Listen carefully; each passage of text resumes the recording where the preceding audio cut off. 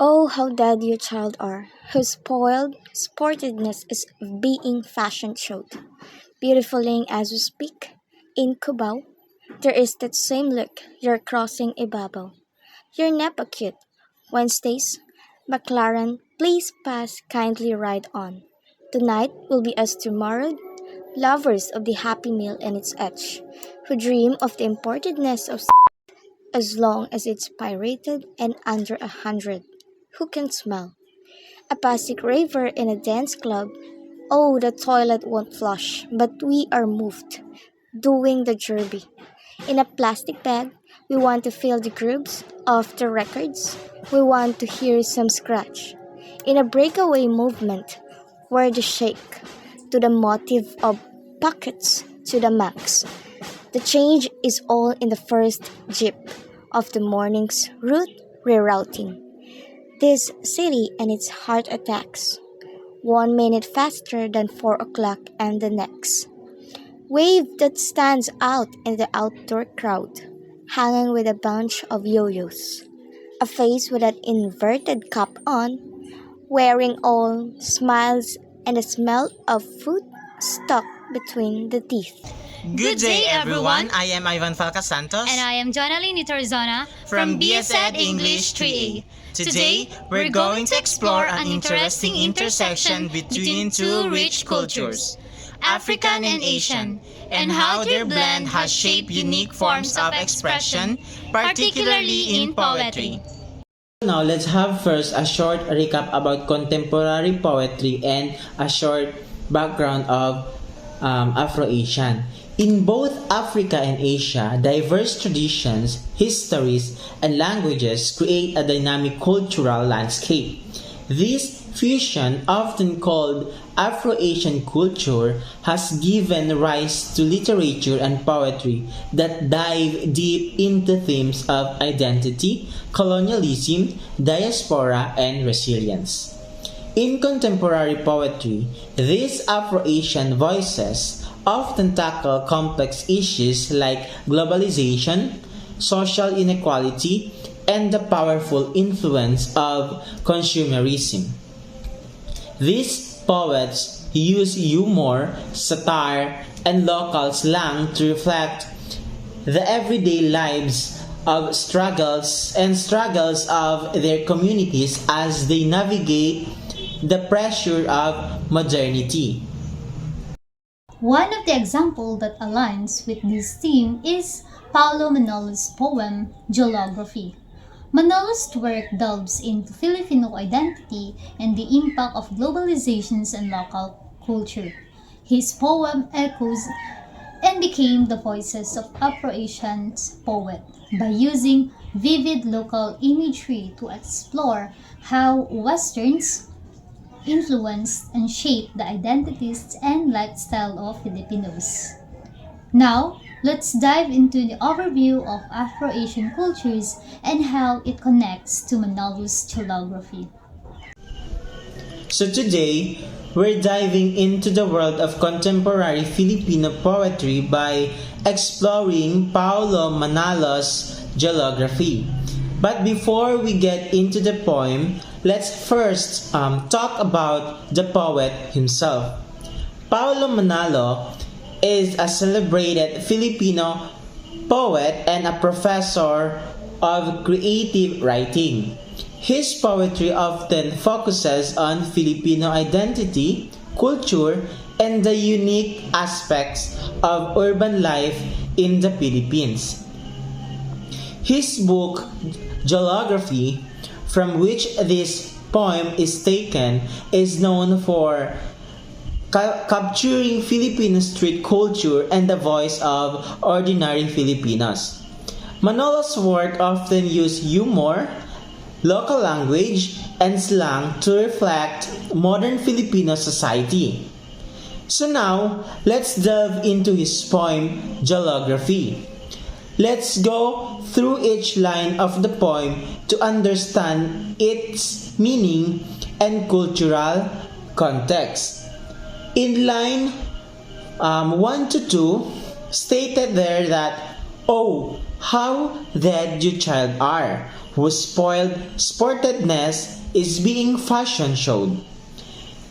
In this line, Manolo seems to be talking about young people who are caught up in a shallow trance.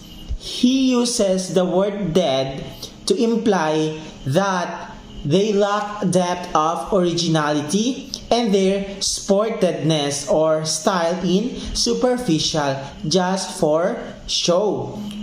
In line 3 to 4, beautifuling as we speak, in Cubao, there is that same look, you're crossing ibabaw. It's mean that it describe how fashion trends spread quickly. As the word Cubao and crossing ibabaw are busy areas in Metro Manila. These places represent how certain looks or styles become popular anywhere, blending people's identities into one common appearance. Now in line 5 to 6, your Nepa Cute Wednesdays / Baclaran, please pass, kindly ride on. So in this line, the poem moves to the daily lives of commuters. Nepa Cute is a playful twist on Nepa Q Mart or a popular shopping place. Baclaran is also a bustling area. The line please pass, kindly ride on, it echoes what passengers often hear on jeepneys, reflecting the local commute culture. In line 7 to 8, tonight will be us, tomorrow, lovers of the Happy Meal and its edge. So here, Manolo is making a statement about consumer culture and globalization. Happy Meal, it refers to McDonald's, symbolizing the influence of Western brands. The line suggests that Filipino are shaped by global consumer culture with young people especially drawn to brands and fast food. In line 9 to 10, who dream of the importedness of sex as long as it's pirated and under 100 who can smell. In this line, touches on the desire for imported goods even if they are pirated or fake. It reflects a society where imported items are prized but not always accessible, leading people to seek cheaper, sometimes illegal versions.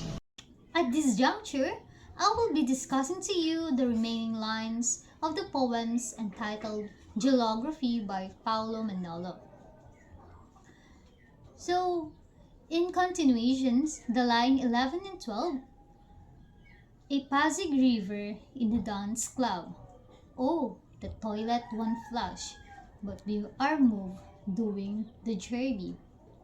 The explanation for these two lines, this line takes us to the nightlife scene, where in Pasig River is someone enjoying the party scene in Pasig, even though the facilities aren't great. People still enjoy themselves, showing resilience and fun-loving spirit. So let's proceed to line 13 and 14. In a plastic bag, we want to feel the grooves of the records. We want to hear some scratch. The explanation for this, Manolo evoked a scene of nostalgia here, possibly for vinyl records. The plastic bags and grooves symbolizes a longing for something real and tangible in the world that increasingly digital and disposable.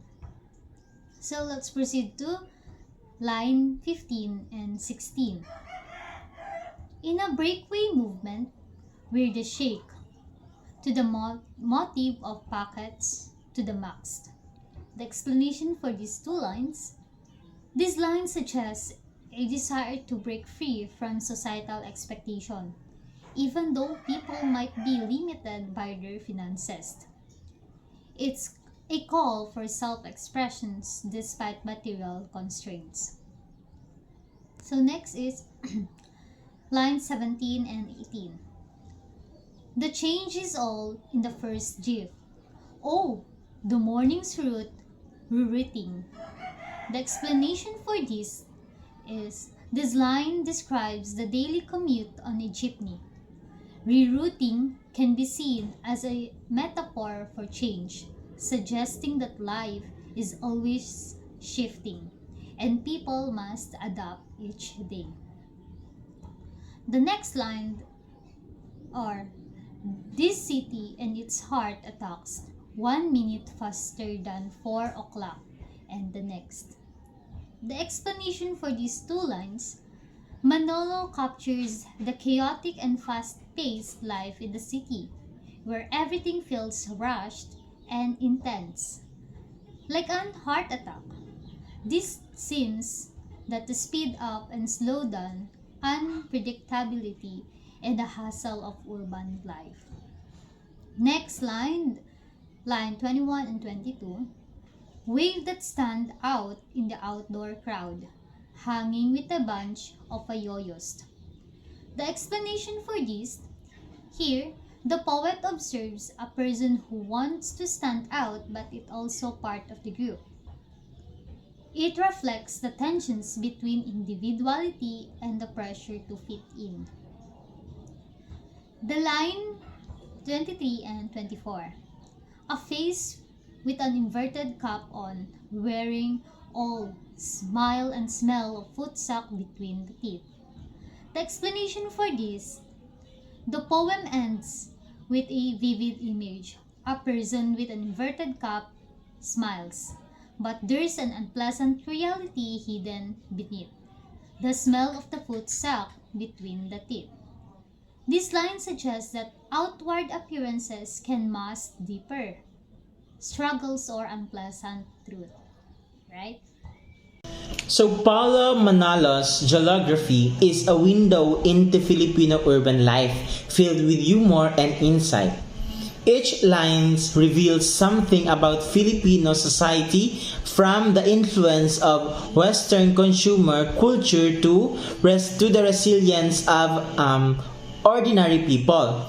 Manalo uses vivid imagery, local references, and humor to paint a portrait of Filipino identity, encouraging us to look beyond appearances. So, thank you for joining us in exploring this fascinating poem.